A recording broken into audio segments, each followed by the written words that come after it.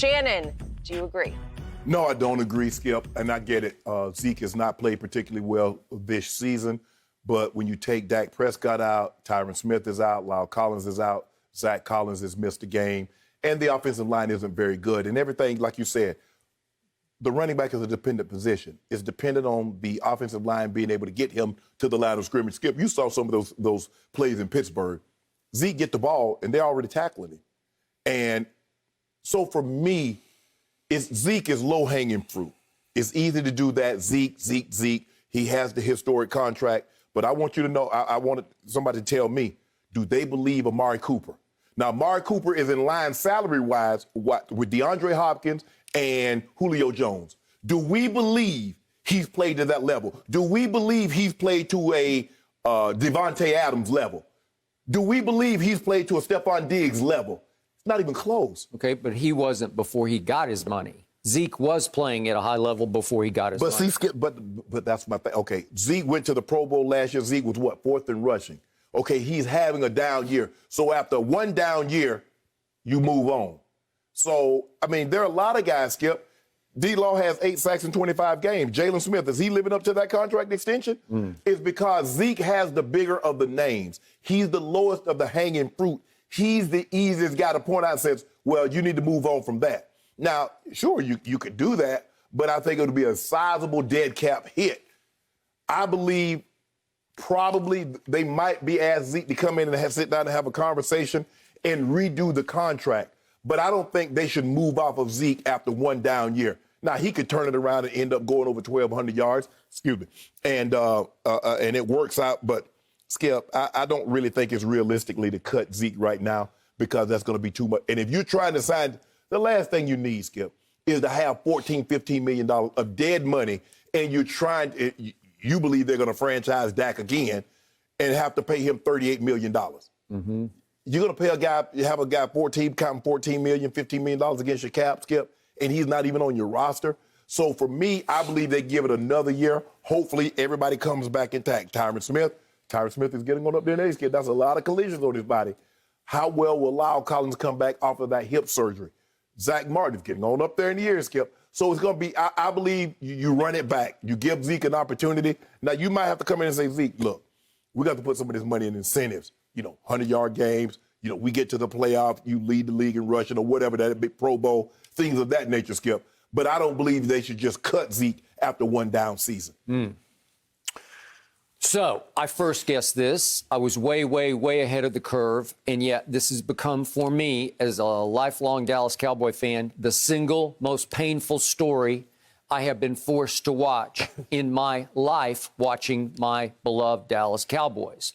I still love Zeke. I still have the highest hopes for Zeke. I thought when Dak went down, this is your time to shine. Take this team over as a leader and a playmaker. You be the bell cow. You be the driving force of this team. And Shannon, I keep telling you what my eyes tell me, and it's all wrong. And the numbers keep telling me it's going nowhere but south. So let's look at just the declining yards per game. His rookie year, he dominated this league. He averaged 109 yards a game. Then it fell to 98 the next year, 96, not bad. Those three led the league. Mm-hmm. And then it fell all the way to 85 last year after he got his money. And I kept telling you, it looks like he's running in Cabo sand after he came back from Cabo San Lucas. Mm-hmm. This year, it's plummeted all the way to 64 yards a game. 64 yards a game.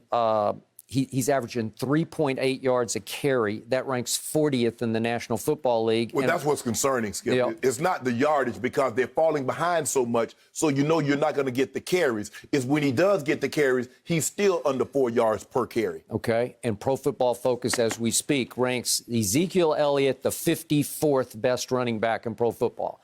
I would like to think he's better than that, but they're just going off what their grades tell them, right. And he's all the way down to 54th. Right. So Monday night, I had to sit and watch that game. And I watched Dalvin Cook, who is now leading this league at 119 yards per game. I had to watch him hit holes like lightning. Well, I'd just be like, whew. Zeke hits holes right now like a flickering light bulb that is about to burn out. You know, the light bulb that starts to flicker and it's about gone? That's how Zeke hits the hole. Zeke is now making the backup running back for the Cowboys, Tony Pollard, look like Dalvin Cook, because when Pollard comes in, it's like, oh, a breath of fresh air, a burst. Who knew? We haven't seen that. And what happened against Pittsburgh? The last time we saw the Cowboys play, they're obviously on a bye week until next Sunday. And I saw Tony Pollard twice against the Pittsburgh Steelers, the #1 ranked defense coming into that game. I saw him tear off 2 20-yard gains. I think we have those if we want to see them. This is like, what? Where did that come from? Would you believe that Zeke has carried the ball 150 times and has no 20-yard runs? And here's another one. Was it the blocking? Was it his burst? Was it his ability just to get outside quick enough that he actually was able to meet the hole while it was open? Let me ask you a question. Do you believe Tony Pollard could do that, getting the ball 25, 30 times a game? I doubt it. But as a changeup, it's shocking to my eyes and a sight for very sore eyes to say, wow, look at that. So what have we also seen from Ezekiel Elliott? Well, I hark back to the Thursday night game at Chicago last year. It was a turning point game for a team that I still had the highest hopes for. And Jerry said after the game, on the flight up, the coaching staff, I'm sitting with the coaches, they were dead set that we were going to win this game. What they was going to say, Skip? It's Mitchell Trubisky at Chicago on Thursday Night Football. And what happened in the second quarter, they're down 10-7, and Zeke rips off his longest run of the year. It went 32 yards. And then he carried for 4 yards, and then he carried for 2 yards, and he waves out. I'm gassed. You're gassed? We had Eric Dickerson here, who I think is the greatest running back who ever played. And he's like, the last thing I'm going to be right then is gassed. Right. I want to take it home because it's my drive. I set up this drive. I'm going to finish this drive. I want pay dirt. Right. And Zeke is waving out, and I'm saying, what are you doing? And you know what happened? Pollard comes in cold, and he can't go anywhere, and then Dak has to toss it to the fullback on a 3rd and 5, and it goes nowhere, and then they miss a field goal. And that was the end of the game for them. It went south from there. And then this year, the Eagles game, you realize my team led 9-7 at halftime with Ben DiNucci at quarterback. Yeah. So this is Zeke's game. This is where Shannon Sharpe would say, you've been pounding your side of the desk. Zeke. Yeah. The offense has to run through Zeke. So they say, okay, Zeke, it's your turn. This is opening drive of the third quarter, and he goes 9 yards and 6 yards and 8 yards. And I'm thinking, that's 2016 Zeke. Maybe he just came back. Yeah. Maybe he's here to stay. And I look up, and Tony Pollard's in the game. I told you. He's in the game. What are you doing? You say Zeke, you told what are me, you doing? You told me Zeke needed a blow. You good with Tony Pollard? I guess so. But Tony does okay. He rips off a 7-yarder, Right. then a 3-yarder, but then a 9-yarder. And I'm thinking, okay, let him go. Let him finish the drive. And Zeke comes back in. He needed a little rest. And he goes for a grand total of 2 yards on the next carry. And now they're down to the 26-yard line, 2nd and 8.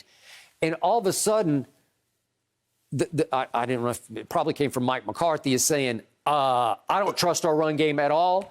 I'm going to run a trick play because they've been running trick plays the whole game. I'm going to let Cedric Wilson throw it on a reverse pass. And Fletcher Cox just blows the hell out of it. It's a -10, and it goes backward. It's 3rd and 18, and old Nooch, he goes backward and incomplete. And you know what happened? They missed a 52-yard field goal, and that was the ball game. Right. So once again, it's another turning point in which Zeke was not a $15 million man. They gave him the most money any running back in the game got. $15 million, and it inspired deals that came right down the pipeline soon after. Kamara got his, then McCaffrey got his, Dalvin got his, Derrick Henry got his, and even Joe Mixon got his. Right. Those are 5 straight deals.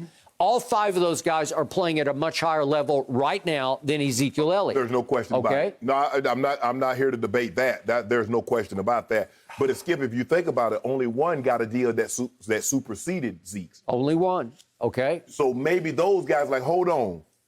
We're starting to see what's going on with Zeke. But Skip, I don't believe the Cowboys are as committed to running the football. Now, we know Minnesota. And if you look at the teams that run the football really, really well, Skip, it's out of the Shanahan tree, or they're committed to it. You look at Cleveland. Where did that guy came from? He came from Minnesota with Gary Kubiak. You look at the 49ers. You look at the zone read and Derrick Henry. Skip, they're gonna run the football. So the Cowboys, you can't like, okay, we're gonna run it this game. No, you gotta be committed to whatever you do. Be committed to it. Now, Skip, I'm not saying Zeke is the same Zeke 2016 as he is in 2020 because 1,500, 2,000 carries says absolutely not. But if you believe that offensive line is as dominant as it was in 2016, as it is currently today, that's not true either. Okay. 2019, my least favorite stat in the history of football was that Ezekiel Elliott had the second most carries in the league on first down. Right. His yards per carry on first down ranked 18th. It's bad math. It won't work because you're trying to say establish Zeke. Let's just feed the beast. Right. Let him eat on first down, and the food is falling off his spoon before it even gets to his mouth, right? Well, Skip, you got to spike. Skip, can I get some creativity? I mean, at some point in time. They don't have it. They just say here. But that's Mike McCarthy. That was, okay, Jason Garrett, 8-8 Jason Garrett, just Coach Clapp. Okay, I get that. But you told me Mike McCarthy was a made man. He's got a Super Bowl. He was one of the foremost play callers for there was a time that Mike McCarthy was a great play caller. Give me some creativity. You just can't give the kid to say, you got to play game with this airplane to get him to eat it. You just can't say, okay, son, that's spinach or that's potatoes, eat that. You got to play with it. Skip, give him some creativity. I'll buy that. But I ask you, do you see the same burst that you saw in 2016? No, Skip. You do not. But, Skip, I was trying to tell you, no, Skip, it ain't the burst in 2016. If I can just get you to but get it's past... not like he's 35 now. No. He's still 25 years old. Skip, I need you to get past Ohio State and what you saw against Michigan, against Wisconsin, against Coach Saban, and what you saw against Oregon. I got it. I know the old cliche is the shelf life of an NFL running back is like 2.8 years. Right. But with a Zeke, transcendent, a very special running back, couldn't he at least give you 5 years, maybe? But, Skip, like, and O and I, we were talking about it, Skip. You have to look at, okay, Zeke, how serious is Zeke taking the offseason? Is Zeke doing what it takes to have... Orlando Scandrick. Yeah. Well, he said that on the air. It looks like he's put on a few too many pounds. So, look at Adrian Peterson. Adrian Peterson ran the contact as much as any running back in the history of the game. But he was able to have and he's still playing. But because what did he do in the offseason? How did he train? How did he eat? How did he take care of himself? Is Zeke doing all those things? I don't know, but I'd be willing to bet no. Okay, well, there you go. Okay, I got it. And it's not, when it's game day and game time, he runs hard. He tries to run through brick walls, in part because he hits the hole so slowly, it's usually closed into a brick wall. Right. So it's not desire or effort to run with the ball. Right. It's loss of ability. It might be through lack of training. It might be through lack of nutrition. Whatever, his quickness, his burst is lacking. It's not the same as it was. And he still looks like he weighs 230-ish in that ballpark. Well, Skip, the way I've always approached it like this, and I think a lot of players do, the games are played in the offseason. So once you get to the game... I totally agree. You just, did you put the work in? If the work's put in, Skip, we all going to get old. But Tom Brady is not playing the games on Sunday. Brady plays the game in the offseason. The great players play the game in the offseason because they do what it takes to get them ready for the game on a Sunday or a Monday. Yep. And the question is, Zeke, and only Zeke can answer this. I don't need Zeke's handlers. I don't need what Zeke doing. Zeke needs to answer that. Looking at Zeke, when you walk by the mirror, ask yourself, am I doing everything I need to do to make sure I'm still an elite level back? Yep. So in 5 months, they have to make a huge decision because there's an activator clause that triggers in guaranteed money for the what would that be, 2022 season? Right. 2022. Right. And it's another 16 games at about $1 million a game. Right. Well, do you want to guarantee the end of that? If you don't, if you wanted to cut bait, then you would face, as you pointed out earlier, $24 million in dead money over 2 years. So it'd be about 12 and 12. Should you eat it? Bob Sturm, who wrote this article for The Athletic, is a very conservative, very, sort of down the middle columnist, and he doesn't take big, bold stances. And he says it might be time to own the mistake and move on, because you need to be able to start spending the money you're going to owe him on all the other positions of great need, obviously.